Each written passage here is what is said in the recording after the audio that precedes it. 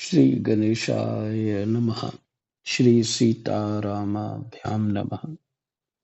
श्री हनुमते नमः। श्री उमापते नमः। श्री गुरुवे नमः। सब संतन की जय जय। जय जय सीताराम। राधे श्याम।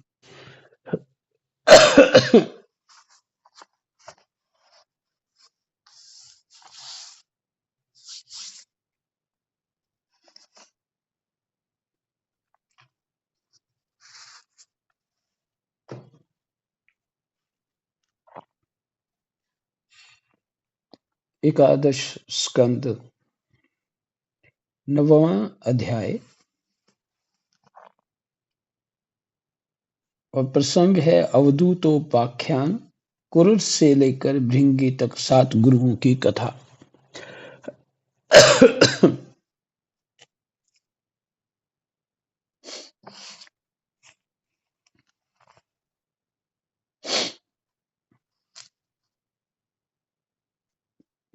कृष्णाय वासुदेवाय हरये परमात्मने प्रणतः क्लेशनाशाय गोविन्दाय नमो नमः।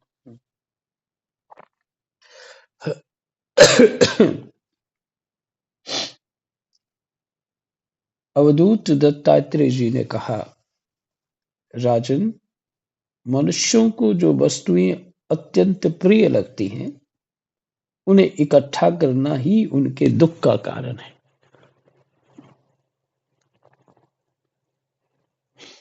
बताइए, एक ही वाक्य पढ़ने से बुद्धि ठंडी हो जाती है।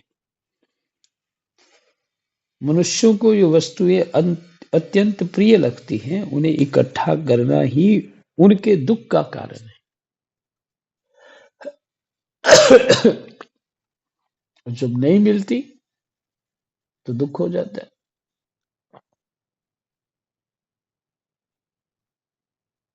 और मिल जाए तो फिर में उसमें आसक्ति हो जाती है।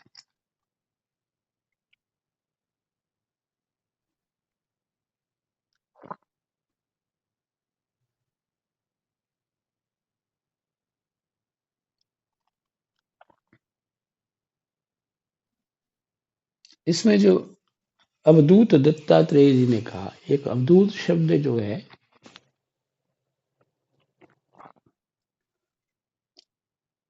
ये ऐसे महापुरुष होते हैं जैसे तत्वदर्शी होते हैं।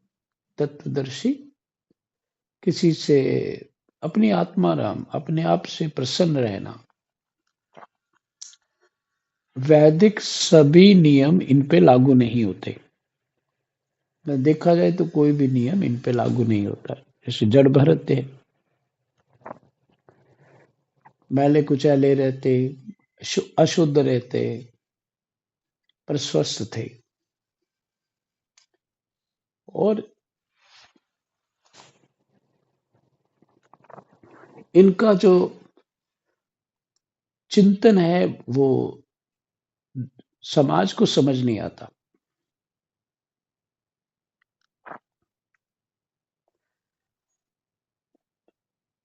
ये कहीं कथा सुनने नहीं जाते। ये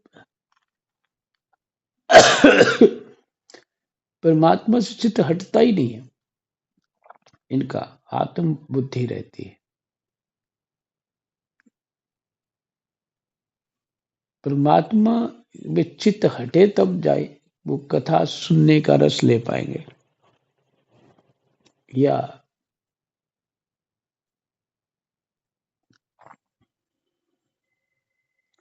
तो चित्त लगा ही हुआ है पहले से, और सर्वत्र भगवत बुद्धि रहती है। तो ऐसे महापुरुष जो है, जो भागवत जी में वर्णन है, उनकी गति का वर्णन नहीं हो पाता। जैसे जल में चलती हुई मछलियों के चरण चिन्ह दिखाई नहीं देते। तो वहां तो वो सिर्फ भीतर ही भीतर वो मछली करवट सी बदलती है और भागती जाती है, और इतनी फुर्ती से भागती है कि सिर्फ करवट सी बदलती है, बस भागती जाती है।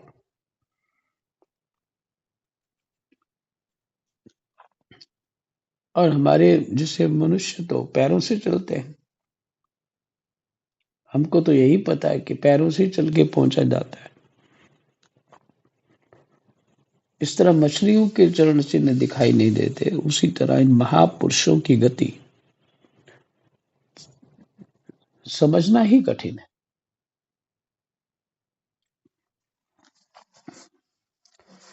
इसलिए उनको अवधूत कहते हैं। तो ऐसे लोग जो, क्या कोई भाग्य से मिल जाए अलग बात है, ऐसे जो हैं महापुरुष, वो मिल भी जाए तो कोई समझ नहीं आएगी उनकी। यदु महाराज के भाग्य से उनको प्रश्न किया, आप ऐसा क्यों कर रहे हैं?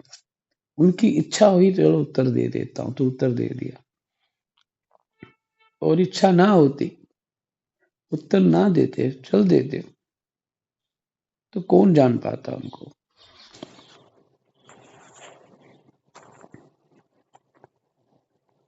जो फिर कहते हैं, जो बुद्धिमान पुरुष यह बात समझकर अकिंचन भाव से रहता है कि जिन वस्तुओं को हमें इकट्ठा करने से दुख हो रहा है,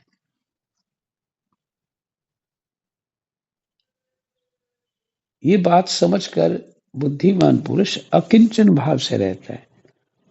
मैं थोड़े में गुजारा कर लूंगा, पर मैं इन सब कामनाओं, आशाओं, लालसाओं में नहीं पड़ूंगा।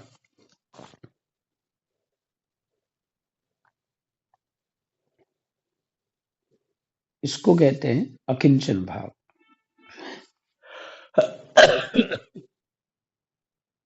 शरीर की तो बात ही अलग है, मन से भी किसी वस्तु का संग्रह नहीं करता, कामना ही नहीं होती। दूसरी बात है कि मुझ ये हो जाता तो अच्छा होता है, ये होता मन से संग्रह करना।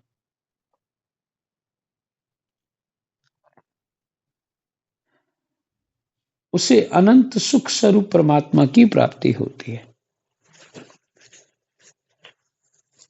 जो इस तरह से मन से भी संग्रह नहीं करता,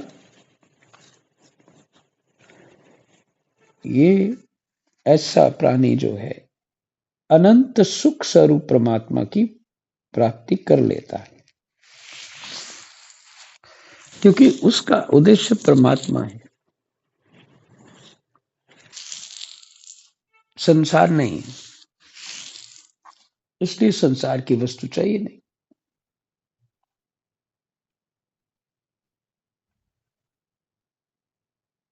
और जिसका उद्देश्य संसार है,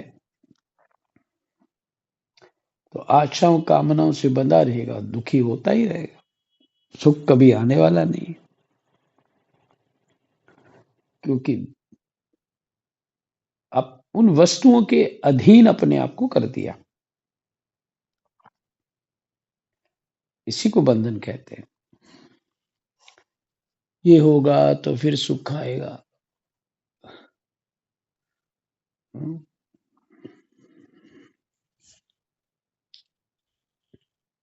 तो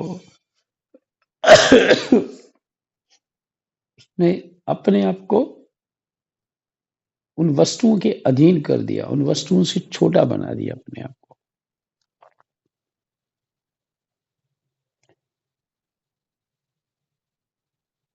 इसके लिए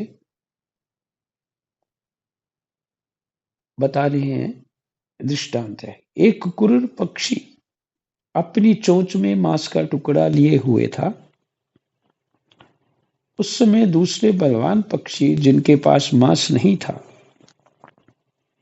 उससे छीनने के लिए उसे घेर कर चोंच मारने लगे।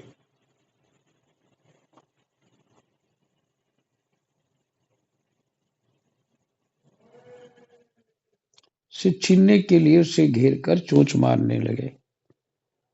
जब कुरुड़ पक्षी ने अपनी चोंच से मांस का टुकड़ा फेंक दिया,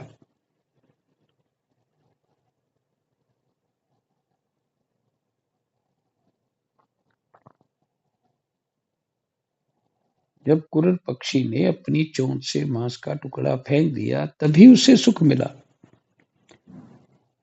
मुझे मान या अपमान का कोई ध्यान नहीं है।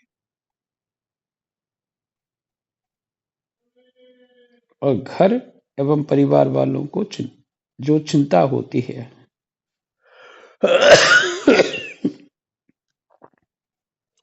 वह मुझे नहीं है। मैं अपने आत्मा में ही रमता हूं। फिर से सुनिए।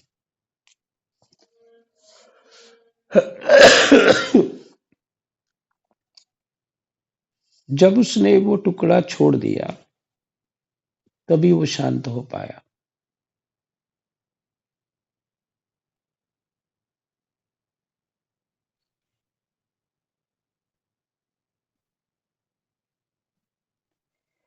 और फिर क्या चिंतन हुआ? मुझे मान या अपमान का कोई ध्यान नहीं है। हो ना हो जाए तो कोई बात नहीं। अपमान मान हो जाए तो कोई बात नहीं।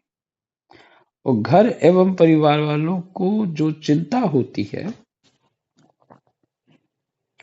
वह मुझे नहीं है।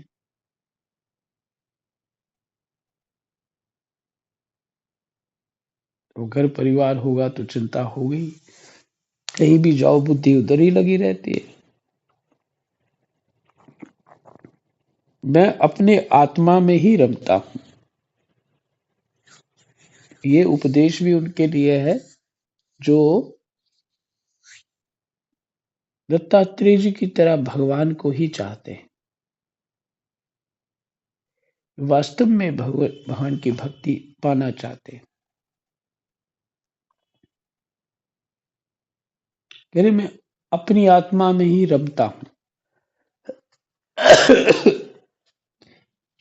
अच्छा, भजन साधन भी अपनी आत्मा में ही रमन के रमना ही है। और अपने साथ ही क्रीड़ा करता हूं। ये शिक्षा मैंने बालक से ली है। अपने आप में खुश रहता है, खिलौने से खेलता रहता है, खुश रहता है। अतः उसी के समान मैं भी मौज से रहता हूं। इस जगत में दो ही प्रकार के व्यक्ति निश्चिंत और परमानंद में मगन रहते हैं। एक तो भोला भाला निश्चेष्ट नन्हा सा बालक,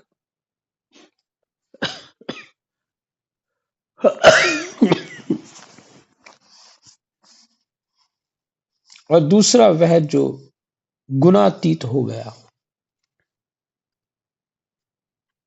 ये तो समझ के जो माया से ही परे हो गया, गुणातीत हो गया, जो इन दत्तात्रेय जी की तरह है।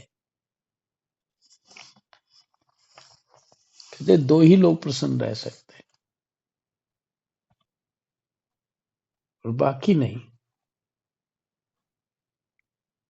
गुणातीत मैंने ज्ञानी, तत्वदर्शी। और बालक अपने खेल के अतिरिक्त कहीं ध्यान नहीं होता, उसी में प्रसन्न रहता। और इसके अतिरिक्त सबको चिंता रहती है। एक कमा लिया तो दें किसको, ये भी समस्या।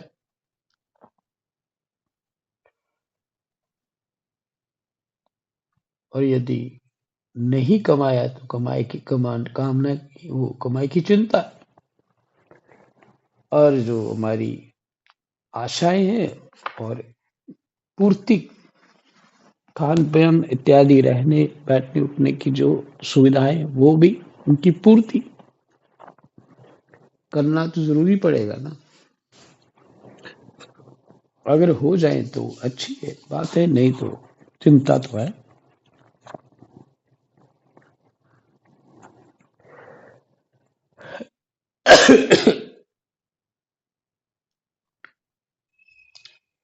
तो कहते हैं बस दो लोग ही सुखी हो सकते हैं,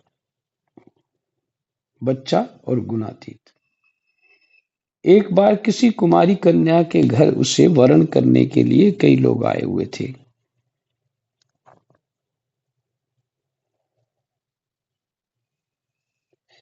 जो ऊपर जो पढ़ा है हमने, उसमें भाव जो समझ में आया, मनुष्यों को जो वस्तुएं अत्यंत प्रिय लगती हैं उन्हें इकट्ठा करना ही उनके दुख का कारण है।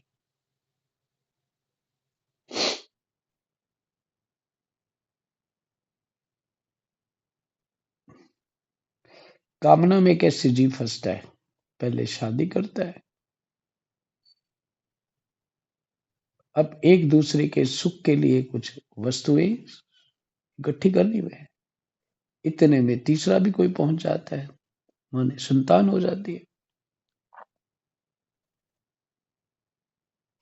अब उसके लिए अब उनका संकल्प हो जाता है उस इन सब के लिए कुछ करना है, तो वहां फिर वो उसमें लग जाते हो।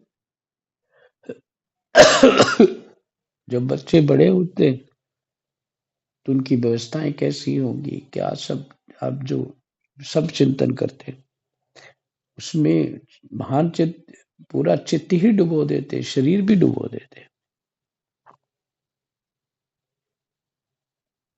तो अब बताइए यहाँ विवेक कहाँ रहेगा? हम तो फंसते ही जा रहे हैं। एक कामना थी कि विवाह करना है, तो फिर उसके बाद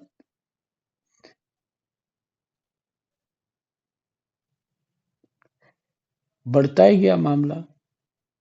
और जब उनकी इतनी तन्मयता से उनका पालन लालन करोगे तो तो उनसे आसक्ति कैसे छूटेगी? ये संभव ही नहीं है। यही माया है। तो उन्होंने कहा कि ये तो कामनाएं जो है तुम्हारी, यही तुम्हारा बंधन है, यही तुम्हारा संसार है, इसलिए इन कामनाओं को छोड़ दो।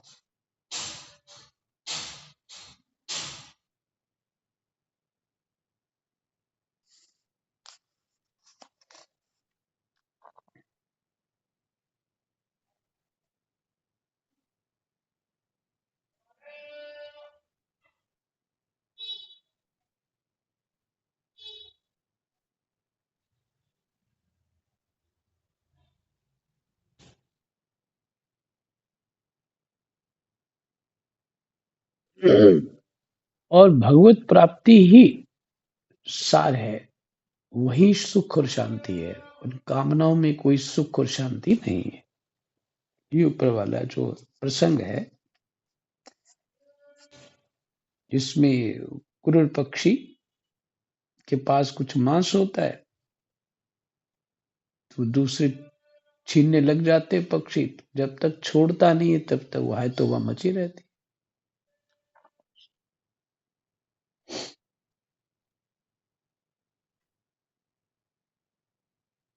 अब दूसरा दृष्टांत है, तो कहते सुखी कौन है? कहते बालक, छोटा बालक और तत्वदर्शी अर्थात ज्ञानी।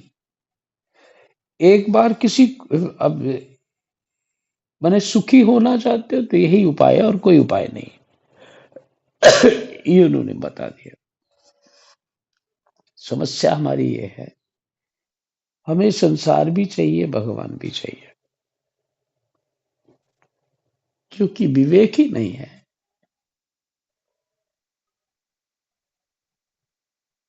विवेक नहीं है, बिना सत्संग के विवेक नहीं होता। क्योंकि संसार क्यों चाहिए? उसमें हमारी मनोकामनाएं, रुचियां पड़ी हैं, और वो संसार एक झूठी वस्तु है, एक इल्यूजन सा है, सत्य नहीं है। ले भी लोगे तो कुछ होने वाला नहीं है। और जितना सुख भोग या दुख भोग संसार का करोगे,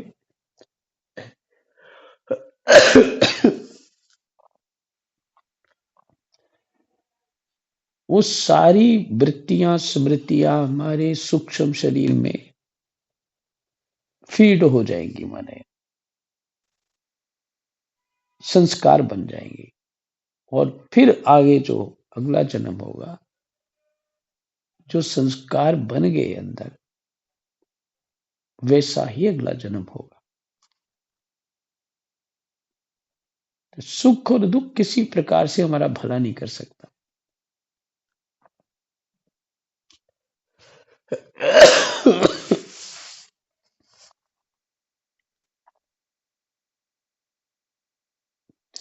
इसलिए वो दृष्टांत दिया। जब तक इस संसार की कामनाओं को छोड़ोगे नहीं, तब तक सुख कभी नहीं आने वाला। दूसरा दृष्टांत है, दृष्टांत नहीं, दूसरा कथन है। 24 गुरु है, तो अलग अलग प्रकार का उन्होंने उपदेश ग्रहण किया। तो कुमारी कन्या से क्या सीखा? एक बार कुमारी कन्या के घर उसे वरण करने के लिए कई लोग आए हुए थे।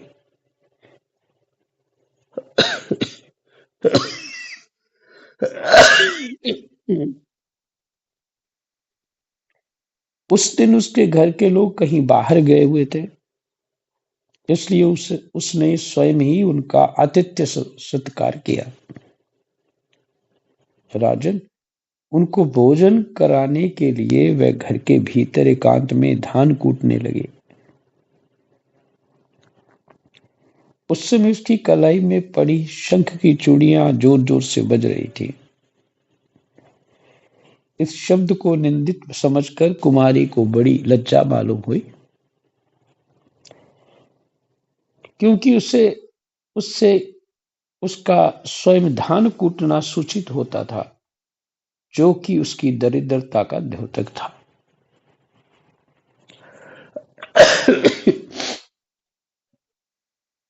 कि देखो, इनके पास घर में आटा भी नहीं है कुछ बनाने के लिए। तो जो गरीब आदमी होता है वही ये विचार करता है।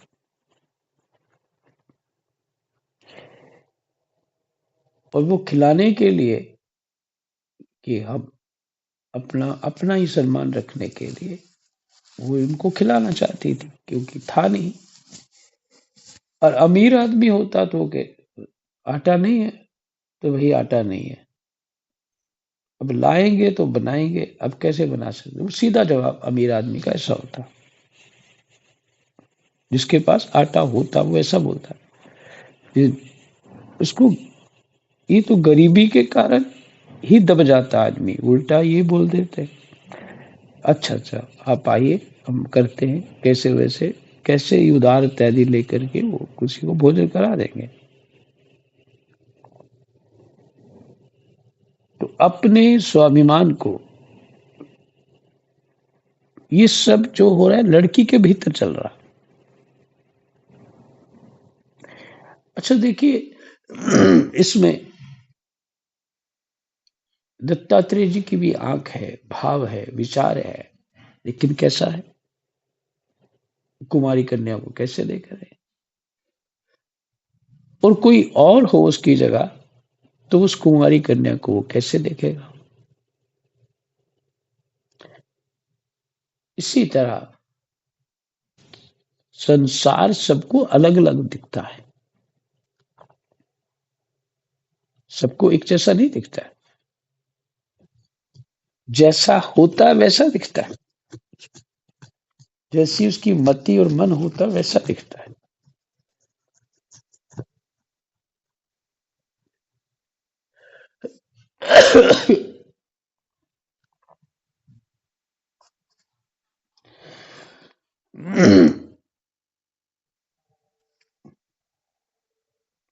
तो ये शब्द होगा तो ये जान जाएंगे कि मेरे पास आटा नहीं है।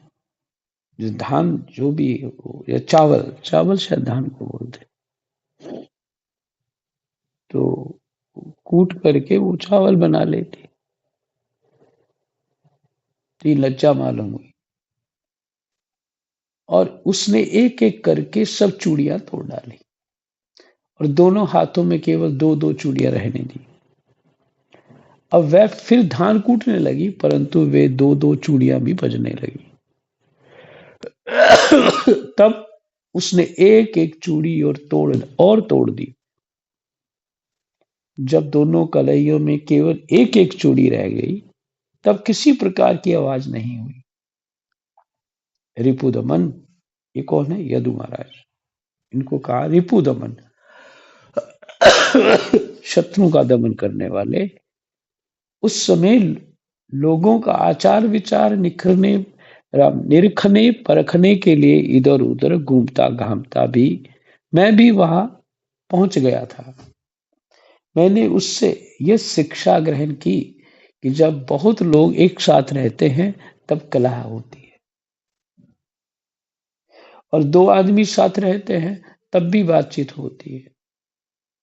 इसलिए कुमारी कन्या की चूड़ी के समान अकेले विचरना ही चाहिए।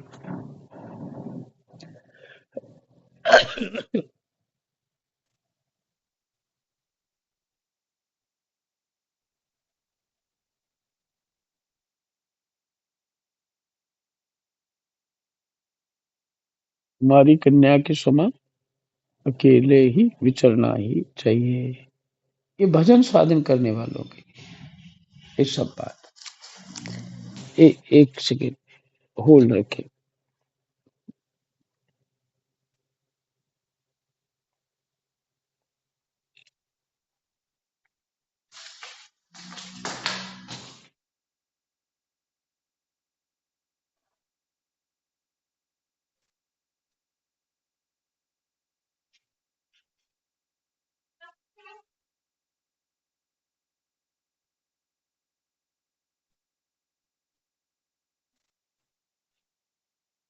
महाराज जी म्यूट हो गए। म्यूट हो गया हूँ। खुद हेलो। ही कहा, होल्ड करो बेटा। उन्होंने खुद ही कहा है। राम राम। तो भजन साधन कैसे होगा?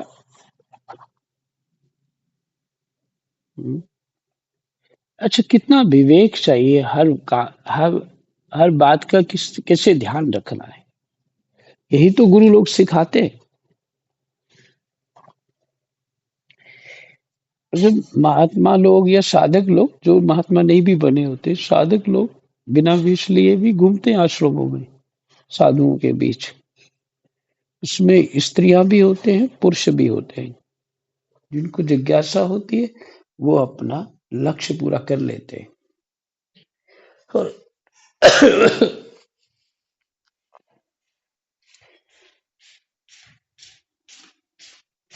और जो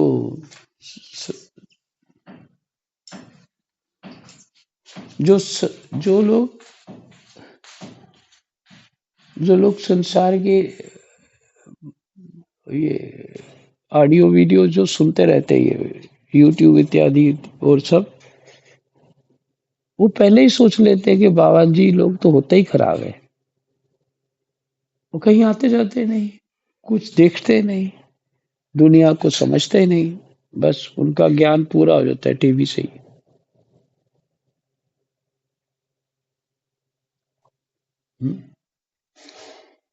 टीवी से ही ज्ञान पूरा हो जाता है उनका, बस हो गया। अब क्या करने शास्त्र पढ़ के? क्या गीता में भी क्या लिखा है जी? कर्म करो बस, और जैसा करोगे वैसा भरोगे, खत्म बात। इस तरह की बात, आचरण की कोई बात नहीं। रामायण को पढ़ना नहीं, भागवत को पढ़ना नहीं, अपने गीत गाते रहना, एक दूसरे से चर्चाएं करते रहना, एक दूसरे की बातें करते रहना, यही खेल चलता रहता।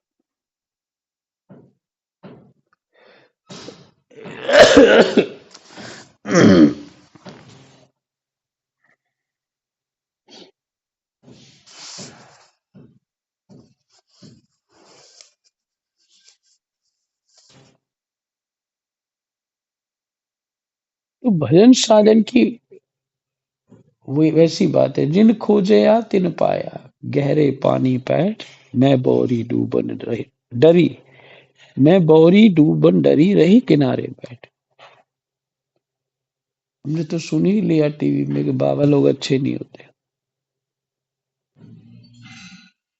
बेटा किसी आश्रम में नहीं जाना, बिल्कुल नहीं जाना।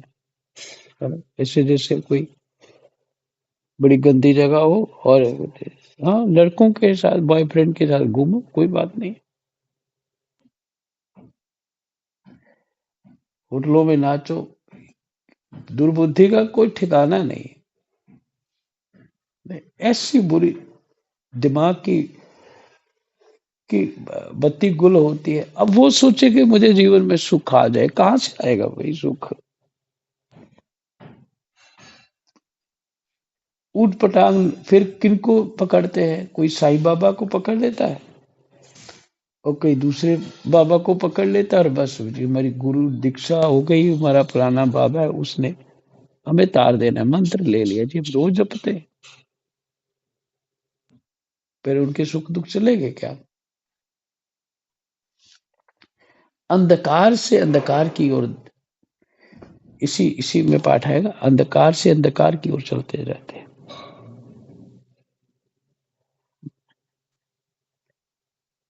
और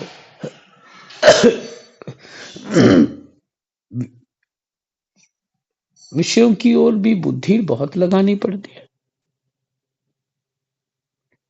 लेकिन सच को जानने का प्रयास नहीं करते। सही बात क्या है संसार में, ये तो समझना पड़ेगा ना। ऐसे कैसे हो जाएगा? पिछले जन्म के ज्यादा सुख ले लिए, तो इसलिए इस जन्म में और भी ज्यादा लेने की इच्छा होती है, और अंधे बने ही रहते हैं। पीछे के ना ज्ञान ही आंख है और कोई आंख नहीं होती। तो विषयों में अंधे बने ही रहते हैं। कहाँ तक समय हो गया समय। तो उसने, दत्तात्रेय भगवान कहते हैं कि मैंने कुमारी कन्या से ये शिक्षा ली। अच्छा, उनका गुरु तत्व वहीं भी प्रकट है।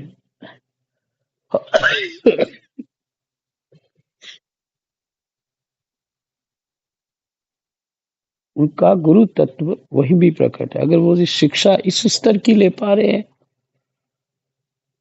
तो जो ये अध्यात्म को जानते अच्छी तरह, पांच ज्ञान इंद्रिया, कर्म इंद्रिया, मन बुद्धि चित्त अहंकार तन्मात्राएं, पंच तत्व त्रिगुण, तीन गुण, प्रकृति जो माया रूप प्रकृति, और फिर तत्व 23-24 तत्व गिनकर हो जाते हैं। यही शरीर है उसका।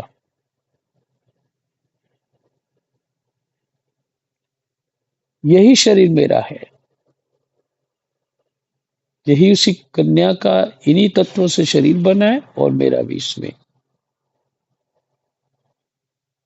बीच में माया शक्ति जो है, माया शक्ति क्या स्वरूप अलग है, मेरा स्वरूप अलग है। तो माया शक्ति ने क्या आकर्षण पैदा किया है, लेकिन वो ऐसे तत्वज्ञानी को वो आकर्षण भी नहीं होता। यही है त्रिगुणातीत महापुरुष की पहचान, आकर्षण नहीं। वहां तो गुरु बुद्धि हो गई उनको।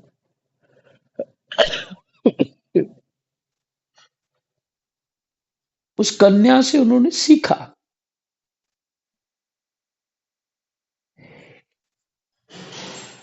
इस कुरूर पक्षी से सीखा, उन्होंने सांप से सीखा।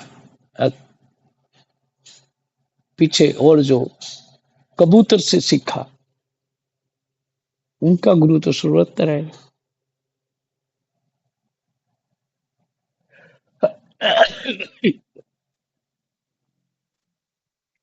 इसलिए भगवान दत्तात्रेय के उपदेश बड़े मार्मिक और साधना करने वालों के लिए अमृत है। 9 से 10 श्लोक का पाठ हो गया। यही विश्राम रखते हैं। कृष्णाय वासुदेवाय हरे परमात्मने प्रणतः क्लेशनाशाय गोविंदाय नमो नमः। गोविंदाय नमो नमः। जय जय सीताराम। राधे श्याम।